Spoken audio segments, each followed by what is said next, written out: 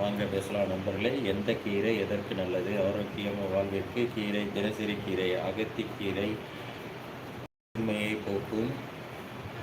சிறுகீரை எலும்பு மற்றும் சிறுநீரக ஆரோக்கியத்திற்கு உதவும். வெந்தயக்கீரை நீரிழிவு நோயை கட்டுப்படுத்த உதவும். கரிசலாங்கண்ணி கீரை கல்லீரல் ஆரோக்கியத்திற்கு உதவும். பருப்பு கீரை உயர் இரத்த அழுத்தத்தை குறைக்க உதவும்.